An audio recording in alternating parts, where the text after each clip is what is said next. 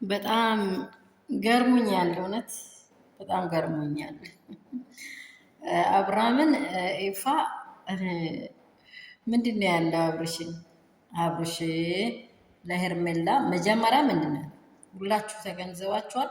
ሁለት ወዶ አይቻልም እና አብርሃም ሩታን ወዳሃታል። ሄርሜላ አለች። ለሄርሜላ ማፍቷን በደንብ ንገራትና ከዛሬ ጀምሮ አንተ የምትናገረውን ነገር ከሰመች ትስመ፣ ካልሰመች አቀር ይሄን አድርግ አለ። የአብርሃም ውሳኔ ደግሞ ቆርጦለታልና አብርሃምም ደግሞ እንደመጠች ተናገረ። ይሄ እውነት ሆኖ ወይም መልካም ሆኖ ስላልታየኝ እኔ ልጄንና ቤቴን ትዳሬን ስለመረጥኩኝ ከዚህ በፊት ስህተተኛ ስለሆንኩኝ ለዚህ ሁሉ ደግሞ መንገድሽን አልዘጋብሽም። ይሄ ቀለበት አንቺ ጋር እውነት መልካም ሆኖ አልታየኝም። እኔ ከወጣው ከኔ ጋር ይውጣልና ቀለበት ሆነ አለቀ ማለት ነው። ቪዲዮውን እንዳያችሁ ማለት ነው። ይሄ ቦታ ላይ ምንድን ነው የተገነዘባችሁት? ሄርሜላ ዛሬ ሊቆጫት ይችላል። አይቆጭም አይደለም፣ ይቆጫታል። በጣም መቶ እጥፍ ይቆጫታል። ግን አብርሃም ቀለበት እያለ ሄርሜላን ሌላ ሰው ከአብርሃም ላይ የጨረሻችው ነገር የለም። ዝም ብለሽ ነው ምቲ ውስጧን በጣም የሚጎዳት ነገር አለ። ከዛ ምናልባት ከልቧ ሄርሜላ መቼም ቢሆን ከልቧ ታውጣ። ምንድነው ያለችው ሩታ? ከልቧ እንድታወልቅ ቀለበት ማድረግ ትዳር መመስረት አይደለም። አራት ነጥብ። ቀለበት ማድረግ ቀለበትን ሰው ልጅ ልቡ ላይ ካላደረገ እጅ ላይ ማድረግ ትርጉም የለም። ስለዚህ እጅ ላይ ኖሮ የእሷን ህይወት ከሚያበላሽ ብላ ነው ያወራችው። ምንም ነገር የለ ስህተት የሌለ ማለት ነው። ሩታ ትዕግስቷ በጣም በዝቷል። በእውነት ነው የምላችሁ። ታይ ብላለች፣ መታዱብ እያለች ነው። በቃ እንደ ዱብታ ከላይ እንደወረደ ሰው ቤተሰቡ መሀል ላይ ፍራቻ የለ ምን የለ። ይሄ ነገሮች በጣም አስከፋቸው። አዛቅ አደረገ። እጅ አለ። በቃ ሄርሜላ አመጣጥ ለሰው ሁሉ እጅ አለ። ምንድን ነው ይሄ? ያለ ሴት ልጅ ናት። ምንድን ነው ክብሯን አትጠብቅም ብለናል፣ ሰርተናል ቪዲዮ። በዚህ ብዙ ትምህርት እንቀበላለን። ሰላም ቤተሰብ እንደምን አላችሁ?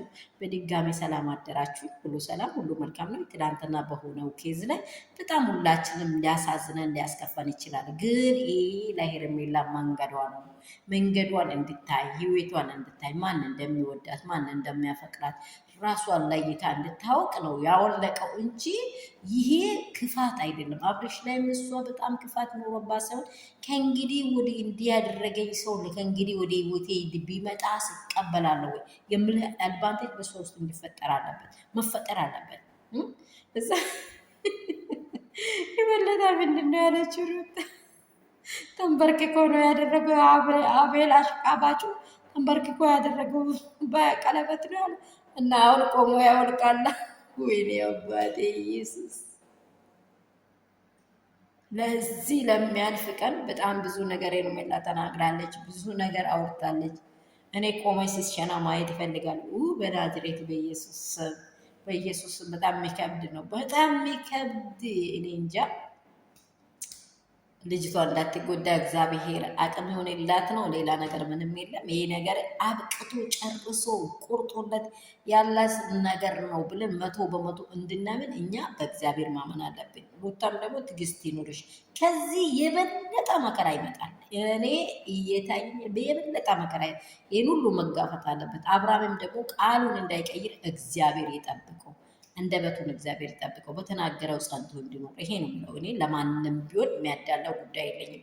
ለምን ሲገባም በደስታ የወጣው ሲወጣም በደስታ ወጥቶ ለእሷም እንጀራዋ ይከፈት ብሎ ነው።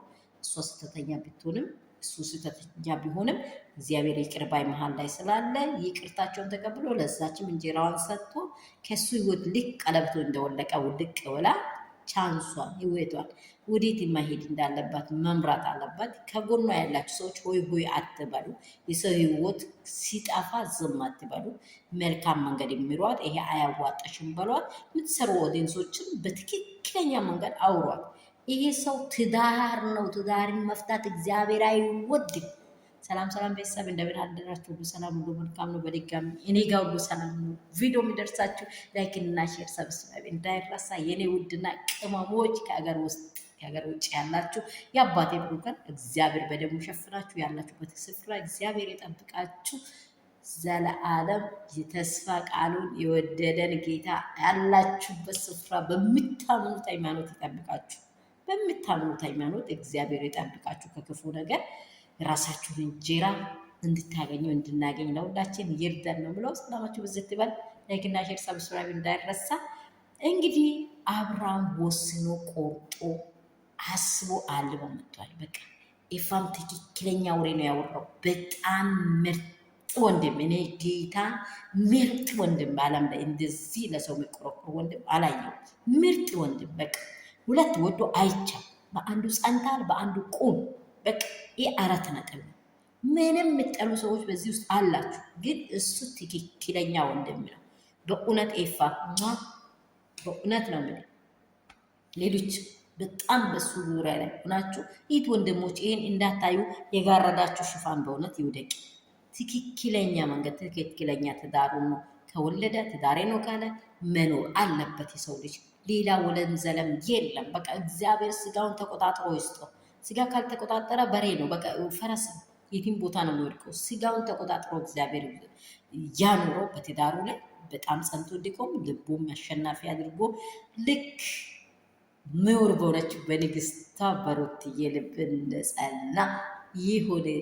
ልጅ ልጅ ልጅ ላይ ልጅ ልጅ ልጅ ልጅ ይደረብ እስከ ሽንግልና ይሁን። በሉ ላይክ አድርጉ፣ ሰብስክራይብ አድርጉ።